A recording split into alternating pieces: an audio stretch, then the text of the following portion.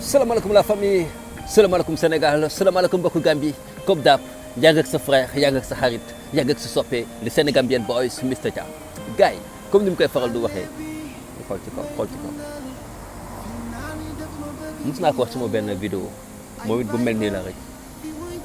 ma ni dafa naay sul quoi dafa naay sul surtout na nga jàkkaarloo sa borom góor yàlla bu mel ni yow nga koy wax ni mel xam nga kooku waxu daanu saxal la rek mën ko waxu daanu saxal la dafa fekk ni réseaux sociaux yi la rek te réseaux sociaux yi mooy li may faral di wax c'est le monde invisible yow mi may suivre parce que li may def daf la neex wala yow mi nga xamante ne man dama lay suivre parce que li ngay def daf ma neex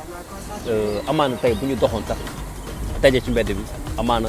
kenn mën na bañ a xàmmee sa morom parce que c'est le monde invisible buñ ci daje si parce que on est une communauté ku ci nekk dafa am loo xamante ni da nga ko soxla ci sa morom mu la koy jox nga ciy bég ci gis sa bopp loolu la rek amul leneen bu dee chronique ci Wally Seck moo tax saaga yi di continuer kon saaga yi dina gën a taxaw naa parce que Wally Seck saa bu génnee produit moo xam single la moo xam clip la moo xam vidéo la damay chronique ci moom comme ni may defee chronique ci rappeurs yi comme ni may defee chronique ci ay ñoom père yu sundur comme ni may defee chronique ci ay ñoom Sidy Diop comme ni may defee chronique ci bépp artiste boo xamante ni sénégalais nga yaa ngi def mbalax yaa ngi jaay li nga xamante ni mooy la culture sénégalaise à travers l'extérieur wala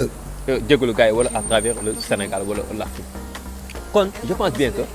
dafa am ñoo xamante ni dañ may suivre parce que damay chronique ci Wally Seck dafa am ñoo xamante ni dañ may suivre parce que ci Sidy Diop wala ci Youssou Ndour laay def chronique wala ci seen activité am ñoo xamante ni politique wala actualité wala sociale ñoo tax ñu may suivre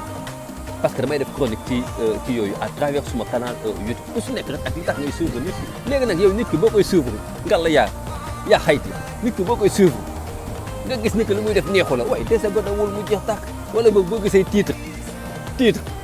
mu leer nañ tey ci lii lañ nar a wax nga bañ ko seetaan moo ko ngay xam nga rek dafa naay sul quoi man moom dugg naa sa page wax dëgg yàlla nag gis naa ni maa ngi ci dégg xasaayit yu am solo ay mbindum Cheikh Ahmadou Bamba yu am solo yoo xamante ni xaw ma nag yow la xaw ma nag da nga ko ci dugal noonu rek waaye pour man ay mbindum Cheikh Ahmadou Bamba bu dee yow la yow yaay woy noonu wala taalibe nga ba tax ngay déglu yooyu noonu di ko dugal sa page pour man yu ñaaw yi warul génn sa xel warul génn sa làmmiñ ba ngay xalaat di ko bind di ko teg sa moromu frère gars yi nay bég nay rafet àdduna lépp teranga la nay rafet parce que suba dafa jàng suur suba lu mat a suur la mooy li may faral di wax ku dul suuraale suba bu yeboo na nga xoolaat sa bopp bu baax a baax suba dafa jar suur suba dafa jar suuraale moo tax nay rafet rek te xam ni ñëpp mënuñu bokk ay bëgg-bëgg parfois damay def ay chronique surtout suma page YouTube bi ma leen di fàttali YouTube bi Family 221 TV la gars yi fa la vidéo yu bëri di dugg fa la chronique yu bëri ak reportage yi di jàll gars yi en tout cas daal nay rafet rek nay rafet maa ngi bëgg ñëpp maa ngi cher ñëpp wallaaw